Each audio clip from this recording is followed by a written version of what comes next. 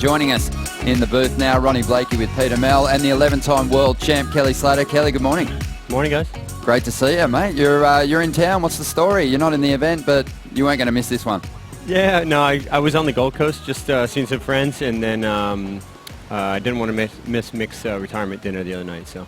Oh, it's great to have you here, mate. And from all reports, the foot is healing pretty well because you were out at the bowl yesterday and apparently surfing well enough to win some heats. I don't know about that. Picking the wrong waves.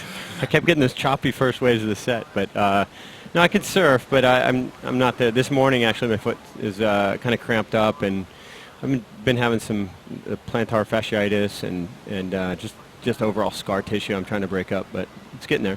Man, it was a bad break. We all saw that X-ray, but it's good to know that you're back in the water. And any idea about maybe when you'll make a return, Margaret's? Probably not Margaret's, but yeah, as of now, I told Renato I'm probably not going to be at Margaret's, and not being able to surf the first couple events or first few events, I think it's a good time to really get the whole body ready. So now I'm starting to deal with more of the, an old hip injury I had in my lower back that's caused me to miss a few events over the years. So just kind of digging in and sorting those things out right now. I like it. I know because you have battled with some injuries and some niggling injuries through seasons the past couple of years. So take the time, mate. Enjoy it. Yeah. Let's sit back and watch these guys surf. Federico Moraes and Michael February. Our take on Michael February is that after the Gold Coast, he found another gear. It looked like at Winky yesterday he was surfing with a bit more speed, something he's going to have to do in this event.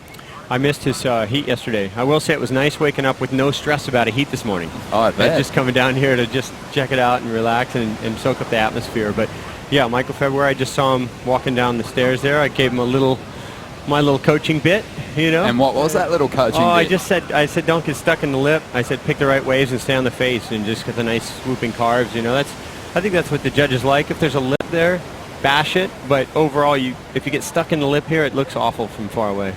We've got a new head judge in Pratamo Arendt, and it feels like the scale is a lot different.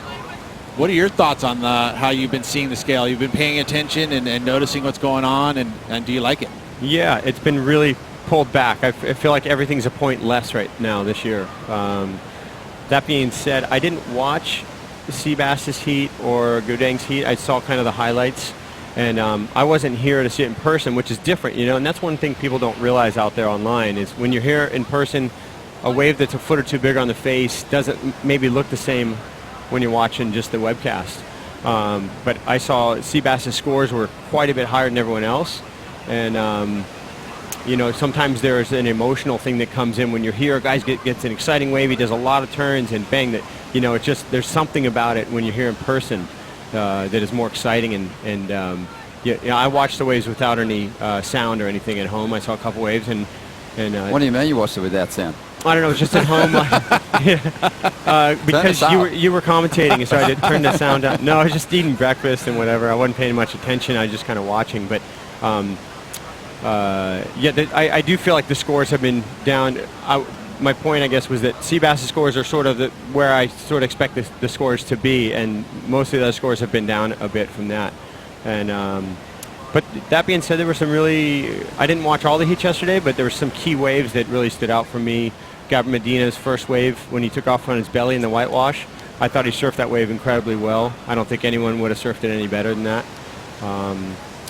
John John's tail whip he threw on that wave. There were just a few waves here and there that really stood out to me.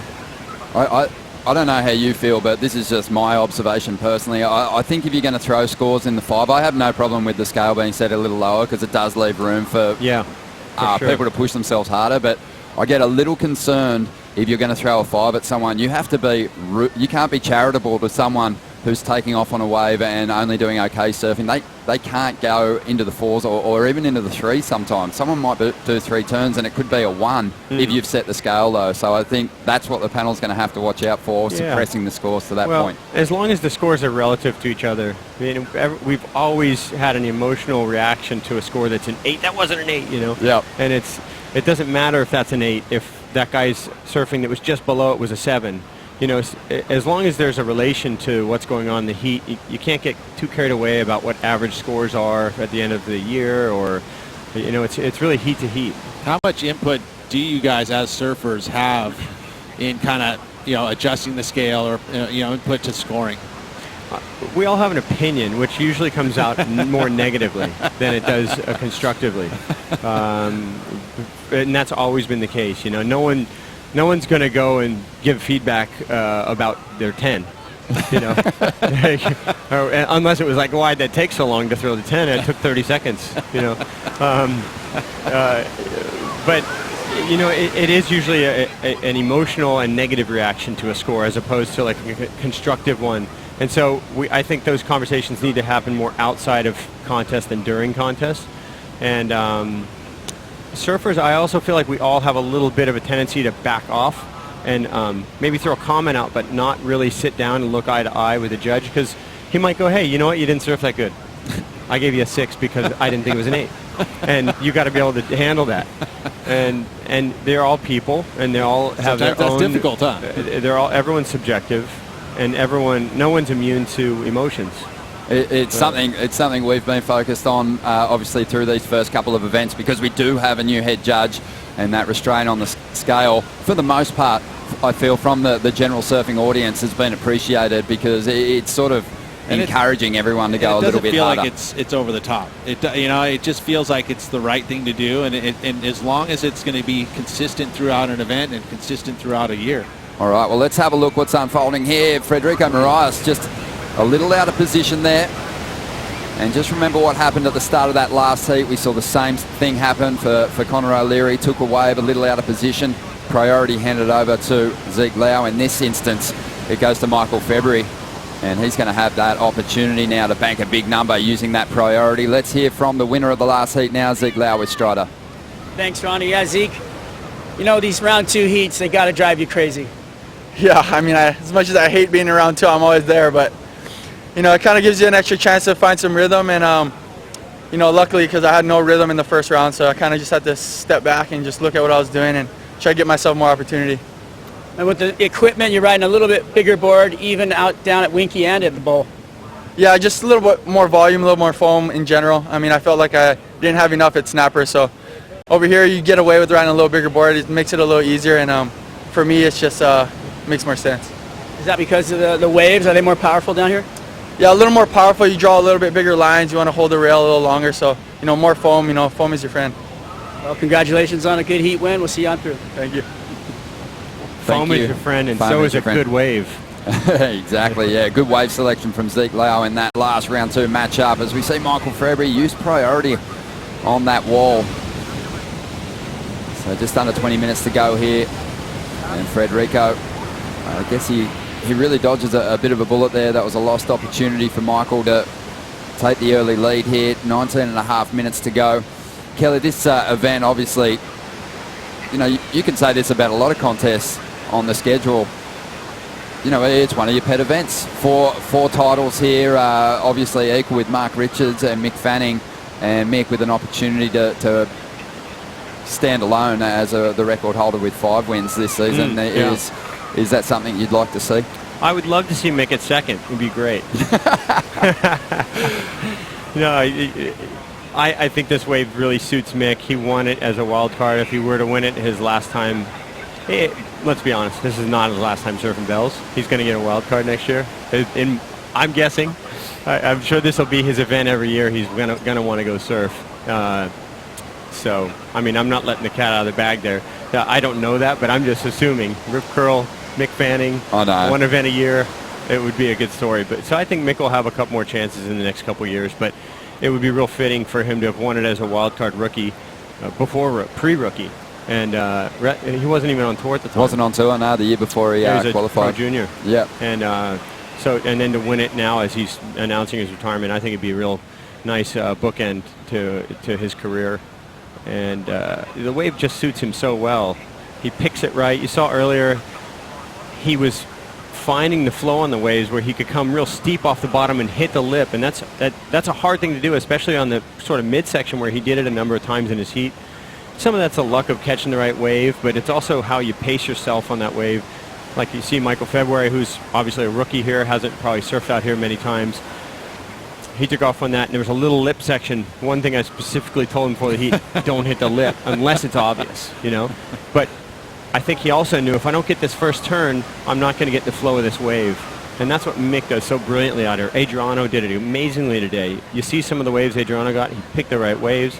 He was coming off the bottom with the right approach, the right depth of bottom turn, and he gave himself a lot of different looks. His waves were offering up a lot of different angles to do turns on, and he just chose to do this big rounded out carves that look so great. And it felt like some of the favourites here, some of the former winners, didn't really kind of surf out of their skin, but it was just a comfort factor in that lineup, and as you said, reading those waves so well that saw them get comfortable victories when they actually were maybe vulnerable, not surfing at their best. Yeah, Felipe was real vulnerable this morning. He didn't need to be. You know, that's the thing about Felipe. He's the most exciting pro surfer in the world right now. He's going to do some crazy thing almost every heat. You know, you have a couple other guys that are thrown in that mix, of course. You know, John or Griffin as a rookie. But Felipe, you know, every time he's going to go out and throw the tail, do some huge air, and he didn't need to do that today. He could have won that heat real easily without trying that stuff. But that's why people love him. We picked up on exactly the same thing. Sometimes the showman, actually being the showman, works against him. But right now we've got big set waves rolling in. Our competitor's a little out of position for that first one, but as you can see, it kind of pushed wide, a little flatter out the back. But have a look at this next one starting to stand up. Federico Moraes has priority, but he's too deep, and Michael February might pick up on this one. A little late on that section too. He's going to go over the falls. The crowd always seems to eat it up when someone goes over the falls. Well, I think we all do a little bit. It's kind of dramatic. I mean, that was a bummer. Oh, he's and he broke his board. And to hear the crowd, I mean, they're so involved in these heats. It's incredible. Oh my gosh. Well, that is a bummer, you know. Rosie Hodge is out there in the lineup, dodging these sets as well. Rosie. Wow, how was that? Mikey February just getting sucked over by that lip, broken board right in the Bell's bowl. So interesting position for him to be in right now, just floating out, waiting to see if he can get picked up, but it looks like he's going to start swimming in. That thing just snapped like a toothpick, boys. He tried to punch through it, Ronnie? And unfortunately, even with the punch through, all the energy carried here, he just goes straight over. Oh. Let's, Kelly, get your take on this wave, the characteristics of this wave, the power of this wave, because even though it has that flatter transition at times, it packs a bit of punch, doesn't it, Bells? It does, and it's so strange. It's almost frustrating because you don't expect that from a wave that's mushy.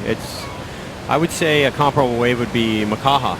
You know, and Sonny was great. Sonny Garcia was great out here. Obviously, Zeke has really stepped up. Last year, he was amazing out here, one of the standouts for sure. So a guy who can, and Kyle Belly spent a lot of time Makaha surfing.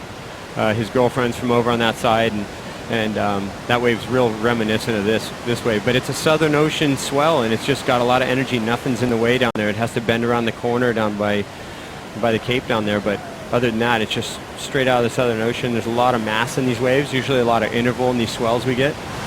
So it's a tricky wave because it has that energy, but it doesn't have that steepness. Sometimes, though, you do get on a bigger swell a section that stands up and allows you to open up. I'm going to guess the year, but you had a grab rail carve out here on a big day. I think it was actually back in 2006. 2006. I was right. Good guess. I was right. But there is an opportunity out here sometimes to let go of some of the biggest turns that we can see on the schedule, and you've had that opportunity a few times, keeping the rail in the water at times, but also with big airs as well. Let's throw down to Strider quickly, though, before we get that conversation rolling. Strider, what's the story? Well, it looks like he's going to get back out there, but the board's a little shorter, so you know it's maybe not by design, but obviously he needs to get back out in the lineup, and he's got a thinner leash, so hopefully he doesn't get into one of those situations again where he goes over the falls and breaks the leash. But he's going to get back out there. He's got about an inch shorter on the board, and the jet skis here back out, but a good clean break on the board. Yeah, busted up big time. But Kelly, what I wanted to get to with that point about those moves is on those big steeper sections, you know, equipment becomes really crucial. Obviously, you need sometimes a different piece of equipment under your feet here at Bells Beach. We heard that from Zeke. Yeah, it's tough to pick because I've surfed out here on big days on like a 5.8. That was really my small wave board. I had a really good snapper board one year, and I ended up, it was one of the years I won, 2008. And the first round was a bit bigger than today, and I rode that board and it felt great, but you know, it was the nature of that swell or that day. Some days you can ride a much bigger board. I think 2006 I was on a 6.1 or 6.0, a bit narrower, a more pulled in narrow tail, and that's typically a board I wouldn't want to ride on a mushy wave. But that year was super ultra low tides and a really big swell, and it actually looked like J-Bay out here. It was real steep almost all the way across, and that year was a lot easier, I think, for everyone. You didn't have to really think about it. The waves were breaking in the same part of the reef. It was holding up all the way across, and it was steep through the middle. So that was a much easier year to read. There's some years right now, right today, I would really be kind of worried about going out in the heat right now. These guys are 11 minutes and 50 seconds left. You got a 0.97 to 0.57. It's just a strange heat, and guys can pull each other up or down in a heat. You know, to their level. They might be surfing really well, and you have to rise to that. They might be surfing low, so you're trying to play it easy, or maybe you're getting patient waiting for that wave. Federico is a really patient guy in a heat, but he hasn't had much opportunity here. Not a lot of time left, just under 11.5 minutes remaining. No big scores locked in just yet, but Federico and Michael are certainly capable. We'll see if they can find one right after the break.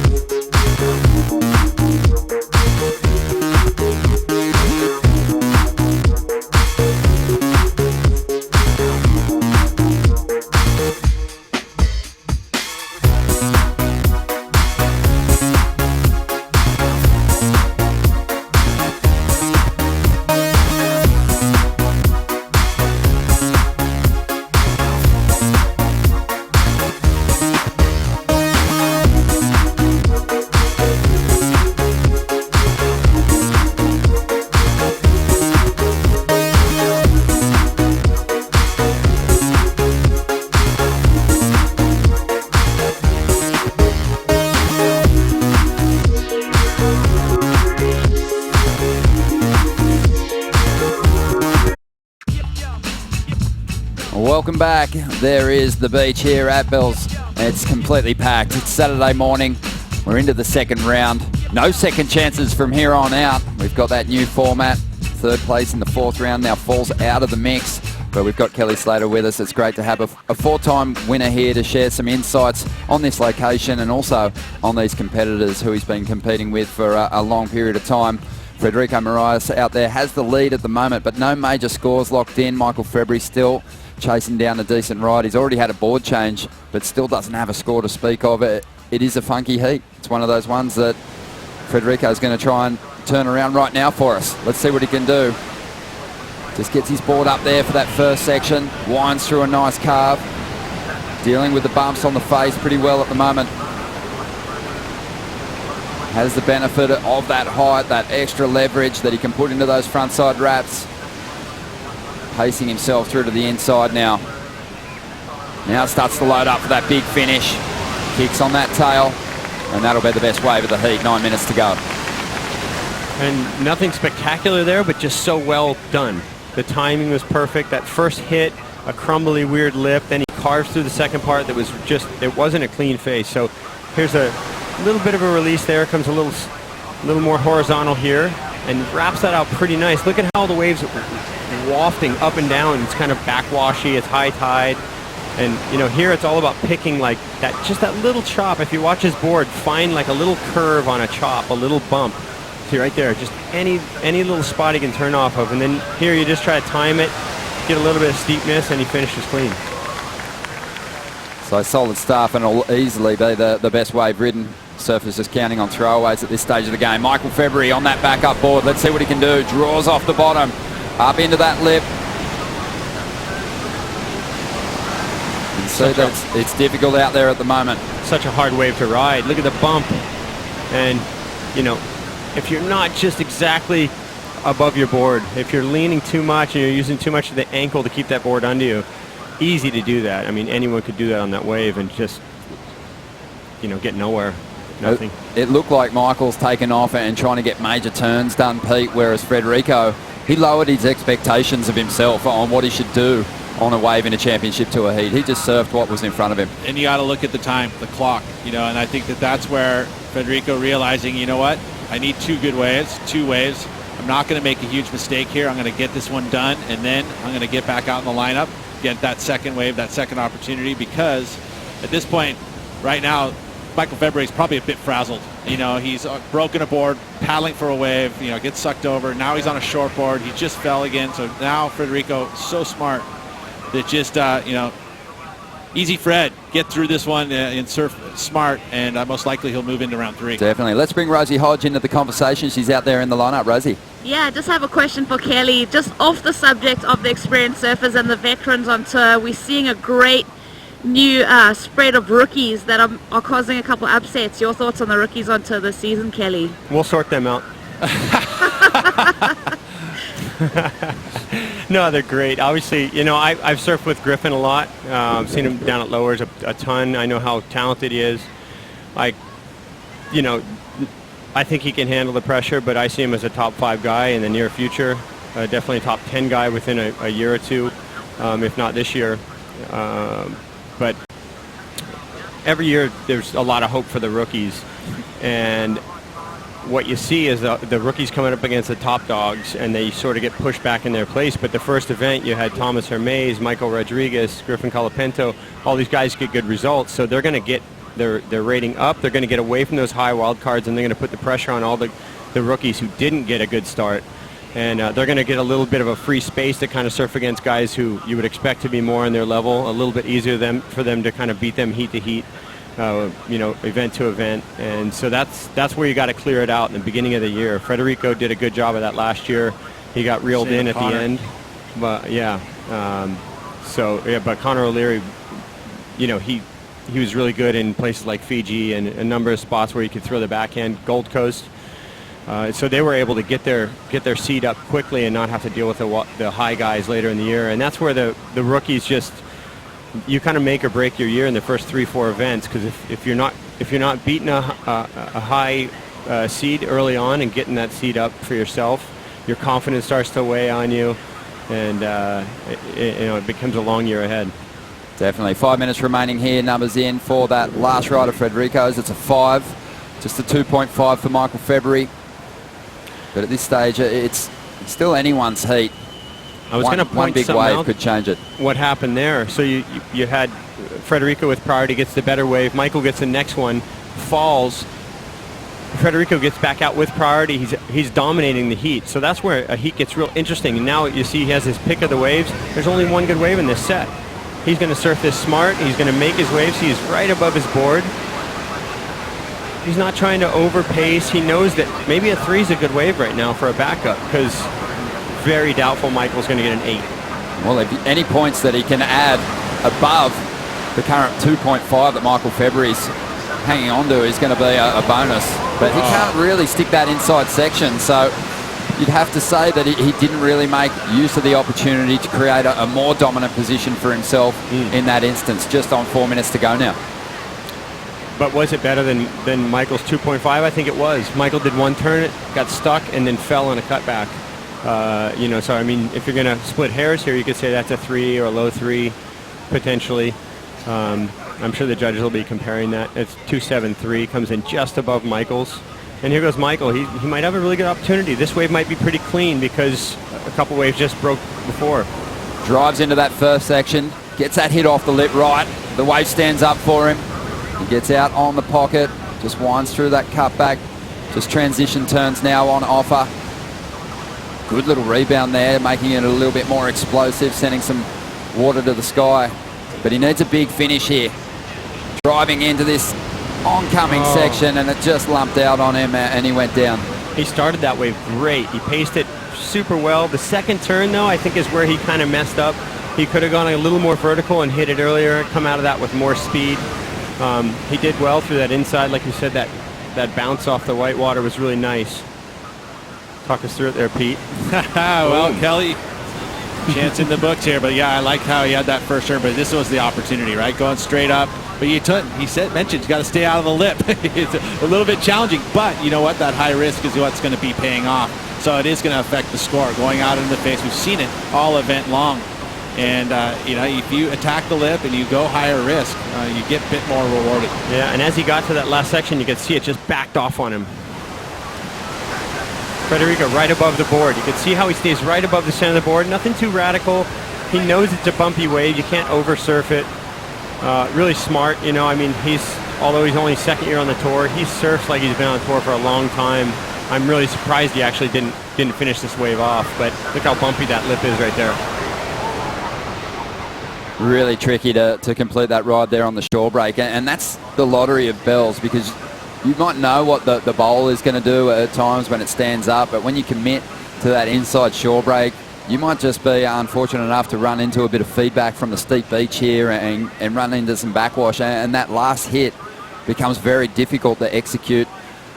But Federico, only a 2.73, and that leaves the door ajar just for Michael February here. He needs a 3.91. Just real quick, Kelly, and you've got many, many years on tour.